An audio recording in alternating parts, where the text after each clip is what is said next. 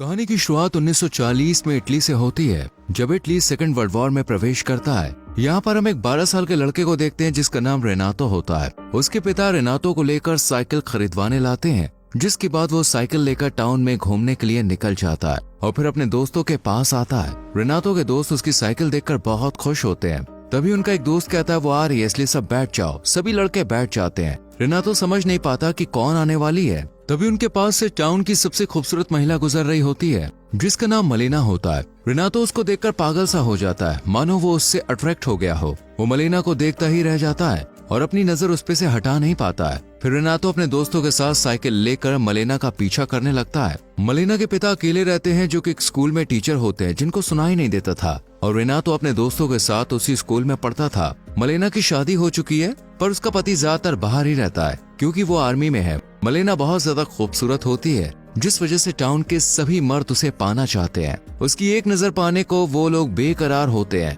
पर टाउन की औरतें उससे जलती थी और उसके जैसा सुंदर बनना चाहती थी। इसके बाद हम रेनातो को देखते हैं, जो कि स्कूल में होता है, जहां उसके मन में बार बार मलेना का ख्याल आ रहा होता है, जिस वजह से वो पढ़ाई में ध्यान नहीं दे पाता है। फिर स्कूल खत्म होने के बाद रेनातो साइकिल लेकर मलेना के घर जाता है और सड़क की दूसरी ओर बैठकर घर से उसके निकलने का इंतजार करने लगता है। तभी मलेना घर से बाहर आती है और रेनातो को अपने पास बुलाती है और उसे पैसा देकर सिगरेट लाने को कहती है। रेनातो मलेना को घूरे जा रहा होता है। इसी बीच वो अपनी इमेजिनेशन से बाहर आ जाता है और वो वहीं पर बैठा होता है। इसके बाद रेनातो घर जाकर अपने पिता की पैंट चोरी करके टेलर के पास जाता है और उसे अपने नाप को पहनने के लिए बनवाने को देता है। पर जब ये बात उसके पिता को पता चलती है तो वो रेनातो को बहुत डांटते हैं और कहते हैं कि तुम्हारी उम्र अभी हाफ पैंट पहनने की है। यहाँ रेनातो ये जानते हुए भी कि मलेना शादीशुदा है, वो उस पर नजर रखने लगता है। वो रात में चुपके से पेड़ पे चढ़कर खिड़की के छोटे होल से उसके कमरे में देखने लगता है। वो दिन रात मलेना को फॉलो करने लगता है। एक दिन रात में रेनातो मलेना को छुपकर उसके कमरे में म्यूजिक सुनते हुए डांस करते हुए देखता है।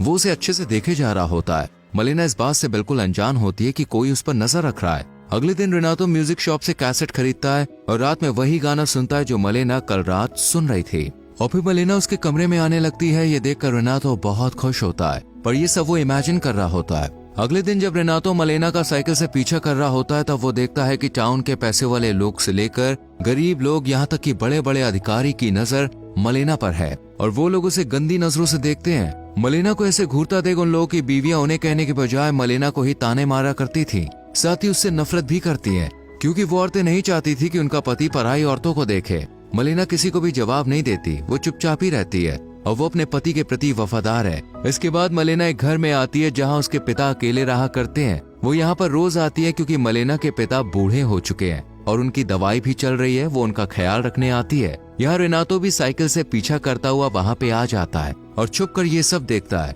अगले दिन हम टाउन में देखते हैं कि कुछ आर्मी के ऑफिसर्स और गवर्नमेंट के कुछ लोग माइक में अनाउंस करके बताते हैं कि कुछ लोग वॉर में मर गए, जिनमें मलेना का पति भी शामिल है। ये खबर पाकर टाउन के लोग मलेना को पाना चाहते हैं। वो बहुत खुश हो जाते हैं क्योंकि अब वो विधवा हो चुकी है। वहाँ मलेना अपने पति की मौत से दुखी हो जाती है। वो अपने पति से बहुत प्यार करती थी, पर उसके जाने के बाद वो अब अकेली हो चुकी थी, इसलिए वो अपना घर छोड़कर अपने पिता के साथ उनके घर पर रहने लगती है। रेनातो मलेना के घर के बाहर से उसे देख रहा होता है, जो कमरे में रो रही होती है। कुछ दिन के बाद जब मलेना अपना कपड़ा सुखा रही होती है, तब रेनातो चुपके से उसके कपड़े चुरा कर भाग जाता है और रात में कपड़े को हाथ में लिए मलेना के ख्यालों में खो जाता है। अगली सुबह जब उसके पिता रेनातो के पास वो कपड़ा देखते हैं तो वो उस पर बहुत चिल्लाते हैं और उसकी माँ उसे बहुत मारती है। फिर उसके पिता रेनातो को कमरे में बंद कर देते हैं। ऐसे ही 3 दिनों तक रेनातो कमरे में बंद रहता है और वो खाना पीना भी छोड़ देता है, जिस वजह से उसकी तबीयत भी खराब हो जाती है। तब रेनातो के पेरेंट्स डॉक्टर को बुलाते हैं। तब डॉक्टर चेक करने के बाद कहते हैं कि उसे टाइम पर खाना खाना होगा और उसे खुली हवा में जाना होगा। इसके बाद रेनातो साइकिल लेकर निकल जाता है। यहाँ पर वो देखता है कि मलेना के खिलाफ टाउन की महिलाएं अफवाहें फैलाती हैं कि वो पराये मर्दों के साथ गुलछर्रे उड़ाती है और कुछ आदमी भी मलेना के बारे में उल्टा सीधा कहते हैं, पर रेनातो को पता था कि वो ऐसा नहीं है। अगले दिन मलेना के पिता जब स्कूल में पढ़ा रहे होते हैं, तब उनके पास एक नोट आता है जिसमें लिखा होता है कि तुम्हारी बेटी अच्छी औरत नहीं है, उसके टाउन के कई मर्दों के साथ चक्कर चल रहा है। ये सुनकर उसके पिता गुस्सा हो जाते हैं और अपनी बेटी को अपनाने से इनकार कर देते हैं और उसे अपने घर से निकाल देते हैं। जिसके बाद मलेना अपने घर में रहने चली जाती है। एक रात जब रेनातो पेड़ पर चढ़कर उसे खिड़की के छेद से देखने के लिए आता है, वो देखता है कि मलेना का टाउन के ऑफिसर के साथ अफेयर चल रहा है। ये देखकर रेनातो को बहुत बुरा लगता है। फिर जब अफसर बाहर आता है तब उस पर एक डेंटिस्ट हमला कर देता है। ये आदमी मलेना को पसंद किया करता है। तभी डेंटिस्ट की पत्नी पुलिस को लेकर वहाँ पे आ जाती है और कहती है कि मेरे पति का मलेना के साथ अफेयर चल रहा है। वो मलेना के ऊपर केस कर देती है और ये बात आग की तरह चारों तरफ फैल जाती है। मलेना का शादीशुदा आदमी के साथ अफेयर चल रहा है, इन सब बातों से मलेना परेशान हो जाती है और टाउन के एक बड़े लॉयर के पास जाती है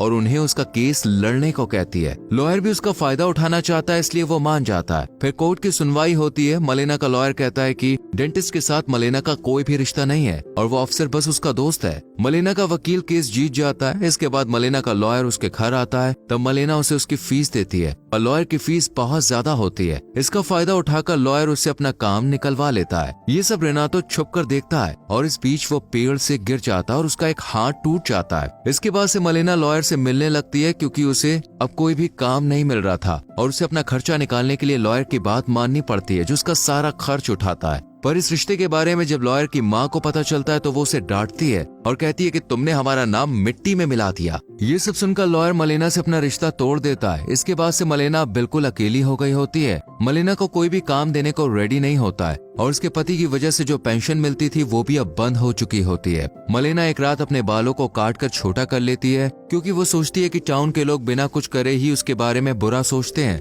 तब क्यों ना वो सच में ही बुरी बन जाए। अगले दिन मलेना शहर में अलग रूप में आती है जिसे टाउन के लोग देखते ही रह जाते हैं और वो लोग एक विधवा के बजाय इस रूप में देखकर उससे बहुत खुश होते हैं। मलेना खाली चेयर में जाकर बैठ जाती है और सिगरेट जलाने के लिए मुंह में रखती है। तभी कई मर्द उसके पास आते हैं और एक आदमी उसकी सिगरेट लाइटर से जला देता है। मलेना सोचने लगती है कि जब उसने अच्छे से जीना चाहा तब लोगों ने उसे ऐसा करने नहीं दिया और अब सभी लोग उसकी मजबूरी का फायदा उठाना चाहते हैं, इसलिए वो भी अपने फायदे के लिए और पैसे कमाने के लिए गलत काम करना शुरू कर देती है और फिर एक आदमी के साथ होटल में चली जाती है। रेनातो ये सब दूर से खड़ा होकर देख रहा होता है। ये सब उसको बिल्कुल भी अच्छा नहीं लगता। वो रात में मलेना के घर पर नजर रखता है और देखता है कि रोज रात मलेना के घर कुछ लोग आते हैं, पर मलेना के ऐसा करने से उन आदमियों की पत्नियां बहुत नाराज होती हैं और उससे और भी ज्यादा नफरत करने लगती है। मलेना अब टाउन में बहुत ज्यादा फेमस हो चुकी होती है। वो सीना के साथ भी घूमने जाया करती थी।